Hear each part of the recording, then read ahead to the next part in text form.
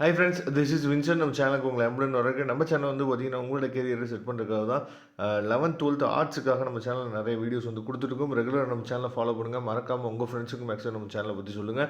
Okay friends, இன்றைக்கி நம்ம பார்க்க போகிறது 12th எக்கனாமிக்ஸ்க்காக நம்ம ரொம்ப முக்கியமான கொஸ்டின்ஸ் வந்து பார்க்க போகிறோம். இது வந்து ஆஃபரிங் மட்டும் கிடையாது, வரக்கூடிய ஃபஸ்ட் டிவிஷன், வரக்கூடிய செகண்ட் டிவிஷன், அதே மாதிரி பப்ளிக் எக்ஸாமுக்குமே நம்ம என்ன பார்த்தோம்னா இந்த கொஸ்டின்ஸை நம்ம யூஸ் பண்ணிக்கலாம். சரியா? அதனால் கண்டிப்பாக இந்த வீடியோவை ஸ்கிப் பண்ணாமல் லாஸ்ட் வரைக்கும் பாருங்கள். கண்டிப்பாக உங்களுக்கு ரொம்ப ரொம்ப யூஸ்ஃபுல்லாக இருக்கும். தமிழ் மீடியத்துக்கு இப்போ இந்த வீடியோ வந்து கொடுத்துருக்கோம். சரியா? நேற்றுக்கே நம்ம வந்து இங்கிலீஷ் மீடியம், தமிழ் மீடியம் ரெண்டுமே சேர்த்து சில வீடியோஸ் வந்து கொடுத்துருக்கோம். அந்த வீடியோ சப்போஸ் நீங்கள் பார்க்கல அப்படின்னா நான் டிஸ்கிரிப்ஷன் பாக்ஸில் லிங்க் கொடுக்குறேன், அதையும் பாருங்கள். அதுவும் ரொம்ப முக்கியமானது. இது வரைக்கும் பப்ளிக் எக்ஸாமில் கேட்ட கொஸ்டின்ஸ் எல்லாமே நம்ம என்னாச்சு பார்த்தா மெரிட் பண்ணி உங்களுக்காக கொடுத்துருப்போம். ஓகே, அதாவது இப்போ 2 மார்க் கொஸ்டின்ஸை பொறுத்த வரைக்கும் நம்ம பார்த்தோம் அப்படின்னா, பேரியல் பொருளியலில் இலக்கணம் தருக. பணவீக்கம் என்ற பதத்தின் பொருள் யாது? இதெல்லாம் ரொம்ப ரொம்ப முக்கியமான கொஸ்டின். பொருளாதாரம் என்பதன் பொருள் யாது? வருமானத்தின் வட்ட ஓட்டம் வரையறு. சரியா? அதுக்கப்புறம் ஜிஎன்பி, என்என்பி. சரியா? இது ரெண்டும் நல்லா தெளிவாக பார்த்துங்க. அதுக்கப்புறம் என்என்பிக்கும் என்டிபிக்கும் உள்ள வேறுபாடு என்ன? தனிநபர் வருமானம் என்றால் என்ன? அதுக்கப்புறம் ஜிடிபி குறைப்பான் இலக்கணம் தருக. அதுக்கப்புறம் தற்போதுள்ள சூழலில் ஆள் குறைப்பதற்கான காரணத்தை தருக. அதுக்கப்புறம் சே விதியின் எடுகோள்களை பட்டியலிடுக. விலை தேவை என்றால் என்ன? அதுக்கப்புறம் தொகு அளிப்பின் கூறுகள் யாவை? நுகர்வு சார்பு என்றால் என்ன? எம்பிசி, அதுக்கப்புறம் ஏபிசி, எம்பிஎஸ், இது எல்லாத்தையும் இந்த டெஃபினிஷன் பார்த்துங்க. பெருக்கி வரையறு. பணத்தின் இலக்கணம் வரையறுக. அதுக்கப்புறம் பண்ட பணம் என்றால் என்ன? நெகிழி பணம் என்றால் என்ன? உதாரணம் தருக. வணிக வங்கிகள் என்பதை வரையறு. கடன் உருவாக்கும், அதாவது கடன் உருவாக்கும் என்றால் என்ன? மைய வங்கி என்பதை வரையறு. அதுக்கப்புறம் சிசிஆர், எஸ்எல்ஆர் ஆகியவற்றுக்கு என்ன டிஃப்ரெண்ட்? அதுக்கப்புறம் வெளியங்காடி நடவடிக்கை என்பதன் பொருள் கூறுக. பன்னாட்டு வணிகம் வரை இலக்கணம் தருக. சரியா? வாணிப விதத்தினை விளக்குன்னு சொல்லி கொடுத்துருக்காங்க. செலவாணி. சரியா? மாற்று வீதம் என்றால் என்ன? சிறப்பு எடுப்புரிமைகள் தாள் தங்கம் என்பதன் பொருள் எடுத்துக்க கொடுக்க. ஆசியாவின் 2 நோக்கங்களை குறிப்பிடுக. சரியா? அதுக்கப்புறம் தடையற்ற வணிக பகுதி என்றால் என்ன? அதுக்கப்புறம் எங்கு எப்பொழுது சார் தலைமையகம் துவக்கப்பட்டது?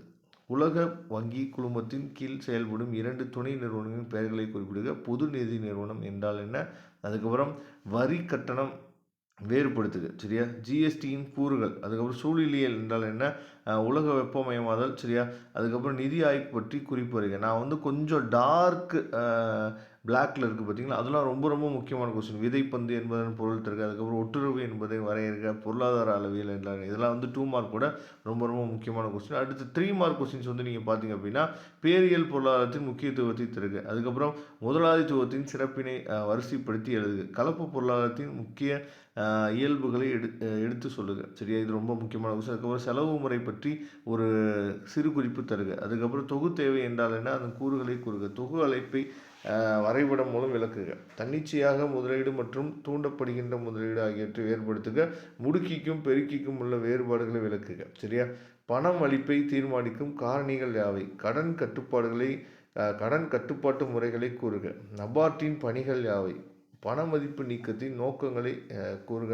இதெல்லாம் ரொம்ப முக்கியமான கொஸ்டின். அதுக்கப்புறம் பிரிக்ஸ் மாநாடு. சரியா? இதெல்லாம் நல்லா தெளிவாக பார்த்துங்க. அதுக்கப்புறம் நிதி ஆய்வின் பணிகள் யாவை? பின்வரும் விவரங்களுக்கு திட்ட விளக்கத்தினை காண்க. நான் ஏற்கனவே சொல்லியிருக்கேன், ஸ்டாண்டர்ட் டிவியேஷன் வந்து நம்ம ஏற்கனவே நம்ம சேனலில் டீச் பண்ணி அப்லோட் பண்ணியிருக்கோம். நீங்கள் வாட்ஸ்அப் குரூப்பில் ஜாயின் பண்ணிடுங்க. நான் வாட்ஸ்அப் குரூப்பில் நம்ம நடத்தின சம்ம நான் என்னாச்சு பார்த்து உங்களுக்காக ஷேர் பண்ணுறேன். அது ரொம்ப முக்கியமான கொஸ்டின். ஏன்னா 5 மார்க்லையும் கேட்க வாய்ப்பு இருக்குது, 3 மார்க்லையும் கேட்க வாய்ப்பு இருக்குது. சரியா? பப்ளிக் எக்ஸாம்லேயும் நமக்கு என்னாச்சு பார்த்து கேட்கலாம். அதை பார்த்துங்க. அடுத்து 5 மார்க்ஸ். 5 மார்க்ஸில் இதை மட்டும் நீங்கள் பார்த்துட்டே போதுமானது. கண்டிப்பாக நீங்கள் 35 அவுட் ஆஃப் 35 வந்து ஸ்கோர் பண்ணிடலாம். பேரின பொருளின் பரப்பெல்லை விவரி. அதுக்கப்புறம் முதலாளித்துவ சமத்துவ கலப்புத்துவம். சரியா? இவற்றின் தன்மைகளை ஒப்பிடுக. தேசிய வருவாயின் முக்கியத்துவத்தை விவரி. அதுக்கப்புறம் தேசிய வருவாய் கணக்கிடும் முறைகளை விவரி. வேலையின்மையின் வகைகளை விவரி. சரியா? சேயின் அங்காடி விதியினை திறனாய்வு செய்க. ரொம்ப ரொம்ப முக்கியமான கொஸ்டின். அதுக்கப்புறம் எம்இசிக்கும் எம்இஐக்கும் உள்ள வேறுபாடு. பணத்தின் பணிகளை விளக்குக. வணிக சுழற்சியின் பல்வேறு கட்டணங்களை விவரிக்க. வணிக வங்கியின் பணிகளை விளக்குக. இந்திய ரிசர்வ் வங்கியின் பணிகளை விவரி.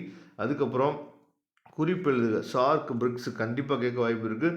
நிலத்தடி அல்லது நலம் குன்றா வளர்ச்சி முக்கியத்துவம் பெறும் அதன் நோக்கங்களை விளக்குக. பல்வேறு வகையான திட்டமிடுதல் வகைகளை விவரி. சரியா? இதெல்லாம் தெளிவாக நீங்கள் பார்த்துங்க.